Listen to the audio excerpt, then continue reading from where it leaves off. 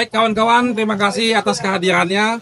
Alhamdulillah hari ini kami tim hukum nasional Amin melaporkan semua kegiatan-kegiatan tim hukum nasional Amin, baik itu yang di pusat maupun di daerah, kepada presiden kami dan wakil presiden kami. Karena kami menemukan banyak sekali fakta-fakta kecurangan yang telah kami verifikasi. Dan laporan ini sudah kami follow upin, laporan-laporan ini sudah masuk ke Bawaslu dan siap akan berlanjut sampai titik darah penghabisan. Kami akan melaporkan ini sesuai dengan prosedur hukum yang ada. Selanjutnya kami persilakan kepada Pak Anies dan Pak Muhaimin untuk menyampaikan.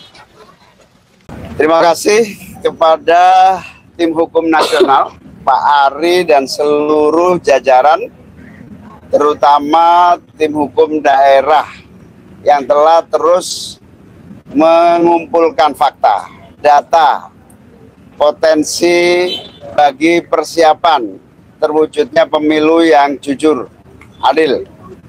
Dan insya Allah kami akan siap dengan seluruh proses yang berikutnya, di mana THN akan menyiapkan berbagai langkah-langkah hukum untuk memberikan kepastian bahwa pasangan Amin adalah pasangan yang memiliki kesiapan untuk masuk di putaran kedua. Ya, teman-teman sekalian, kami ingin garis bawahi, saya ingin tegaskan kepada semua bahwa pemilihan umum harus dijaga integritasnya. Pilarnya demokrasi adalah kepercayaan. Dan salah satu unsur dari kepercayaan adalah kejujuran. Agar proses demokrasi ini berjalan dengan baik dan menghasilkan pemerintahan yang berfungsi dengan baik, maka pilpres, pemilu harus dijalankan dengan kejujuran. Kami tidak mau gegabah. Tidak ada di hari pertama, hari kedua, deklarasi kecurangan ini, kecurangan. Tidak, kami tidak mau gegabah. Karena kami ingin menghormati rakyat Indonesia, dengan rakyat Indonesia mendapatkan informasi yang akurat, yang matang, yang sudah terverifikasi. Itulah sebabnya kenapa lengkap, dan kami bersyukur tim hukum ini sampai dengan daerah itu komplit di seluruh provinsi, mengumpulkan semua data, dan kami tidak akan menyampaikan informasi yang sekedar menimbulkan kontroversi, tapi kami ingin sampaikan kepada semua, dari temuan sementara kami menemukan problem yang terbesar bukan di TPS, tapi problem terbesar yang ditemukan adalah kegiatan-kegiatan pra-TPS. Kegiatan-kegiatan yang membuat aktivitas di TPS itu dipengaruhi dan tidak mencerminkan aspirasi rakyat yang semula ada. Ini temuan yang paling mendasar, pra-TPS. Nah, pra-TPS ini banyak aktivitasnya, nanti detail akan ada. Ini yang sangat mengkhawatirkan.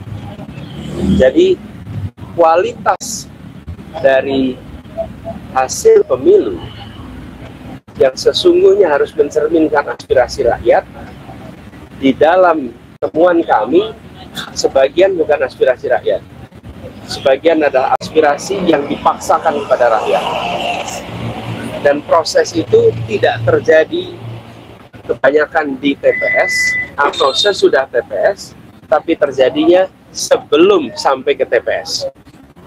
Sebagai sebuah praktek ketidakjujuran, ini adalah peningkatan kualitasnya dibandingkan yang dulu-dulu. Dan ini yang bisa mengganggu demokrasi kita. Jadi saya ingin mengajak kepada seluruh rakyat Indonesia, apapun pilihan pilpres saudara-saudara sekalian, tapi harus sama-sama memilih pilpres yang jujur. Apapun pilihannya. Dan keberhasilan karena kejujuran akan menghasilkan kekuatan moral yang kuat. Tapi kalau keberhasilan yang tidak ditopang dengan kejujuran, apalagi dengan pelanggaran-pelanggaran, dia akan menghasilkan cacat moral yang berdampak besar. Saya ingin ingatkan pada semua, pelanggaran-pelanggaran seperti ini bisa terjadi di bidang-bidang yang lain. Kalau pelanggaran di bidang pemilu dibiarkan, sebentar lagi akan terjadi di tempat lain. Di kompetisi bisnis kita akan menemukan ketidakjujuran. Di dalam praktek-praktek perubahan peraturan kita menemukan ketidakjujuran. Jadi penularan akan terjadi bila peristiwa di sini dibiarkan. Karena itu pada siang hari ini ketika kami berkumpul bersama di sini, kita mendengarkan. Nanti sesudah semuanya lengkap, pada waktunya tentu akan ada langkah berikutnya. Tapi sekali lagi saya ingin sampaikan, kami tidak gegabah, kami tidak akan menyampaikan informasi sekedar membuat kontroversi, karena kami ingin menghadirkan hasil pemilu Pilpres yang berkualitas, yang penuh dengan nilai kejujuran. Itu yang bisa saya sampaikan. Sekarang semuanya lagi dikumpulkan. Jadi saya sampaikan tadi, kami tidak ingin separuh-separuh, biar tuntas semuanya. Di daerah sekarang proses pengumpulan sedang jalan terus. Kita tunggu nanti.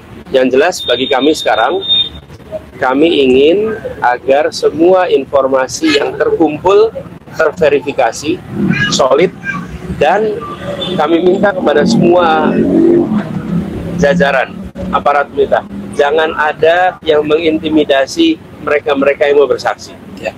Karena kita sudah menemukan di lapangan, mereka yang menemukan praktek-praktek penyimpangan itu mengalami intimidasi, mengalami ketakutan, padahal ini negeri yang merdeka, jangan sampai itu terjadi. Kami melihat itu ada inisiatif yang baik.